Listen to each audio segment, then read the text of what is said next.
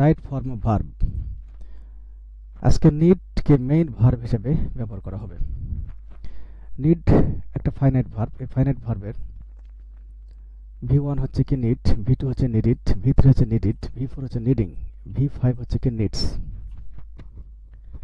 তাহলে এখানে ব্র্যাকেটের মধ্যে যদি এরকম থাকে তাহলে বিভিন্ন ফর্মে নেওয়া যেতে পারে। যদি প্রেজেন্ট ইনডিফিনিট টেন্স ধরি তাহলে বা প্রেজেন্ট সিম্পল টেন্স ধরি তাহলে কি হবে? হি নিডস। এসটা কোথা থেকে আসলো? হি হচ্ছে third person singular number subject, এজন্য নিডের সাথে এস ব্যবহার করা হয়েছে। এখানে নিড হচ্ছে ফাইনাইট ভার্ব বা প্রিন্সিপাল ভার্ব। তারপরে this book, it is object, noun phrase, active ভয়েসে আছে। এটাকে যদি প্যাসিভ ভয়েসে রূপান্তরিত করা হয় তাহলে কি হবে? দিস বুক হচ্ছে অবজেক্ট, দিস বুক অবজেক্ট। তারপরে ইজ কোথা থেকে আসলো? যেহেতু এটা প্রেজেন্ট সিম্পল টেন্স সেহেতু ইজ দিতে হবে প্যাসিভ ভয়েসে। তারপরে নিডিড V3, তারপরে বাই, তারপরে হিম।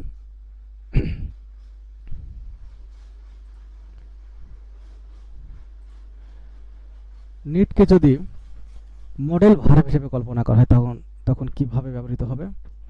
এই যে need, he need not come. কামটা হচ্ছে মেইন ভার্ব, এটা ফাইনাইট ভার্ব। নিডটা হচ্ছে মডেল ভার্ব অর্থাৎ সেমি মডেল ভার্ব।